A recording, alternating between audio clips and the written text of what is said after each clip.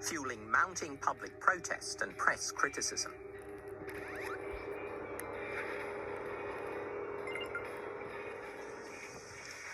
Nixon saw enemies on every side, encircling him. But I think he'd almost needed to be hated. That way he knew he was right. There was a kind of self-righteous masochism here, as well as paranoia. As the Vietnam War dragged on, Nixon's paranoia about his enemies at home intensified.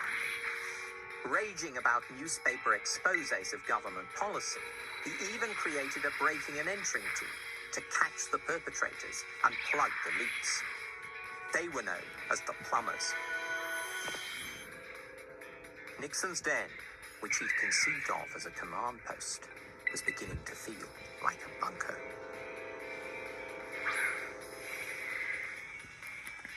The president was exhausted and drinking heavily.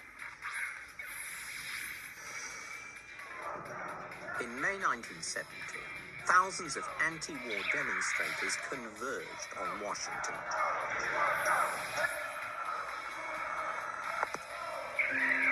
Nixon. You have to ask yourself one question. Do I feel lucky?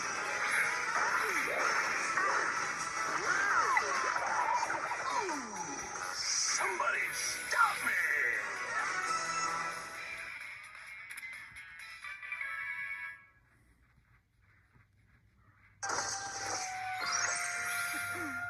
So, what's the verdict? Gorgeous. You're looking incredible in that dress.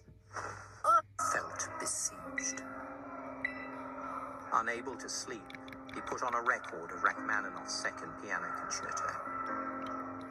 Yet over the music, all he could hear were the protesters gathering on the Mall. Nixon suddenly flipped. Desperate to break out of the den, he summoned his driver. They drove down to the Lincoln Memorial, where, in the early light, he confronted some of the protesters. They were utterly astonished to encounter the president and to hear rambling recollections about his own idealism at their age. He talked of Neville Chamberlain coming back from Munich, proclaiming peace for our time.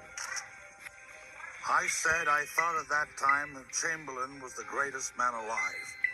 And when I read Churchill's all-out criticism of Chamberlain, I thought Churchill was a madman. In retrospect, I now realize Chamberlain was a good man, but that Churchill was a wiser man.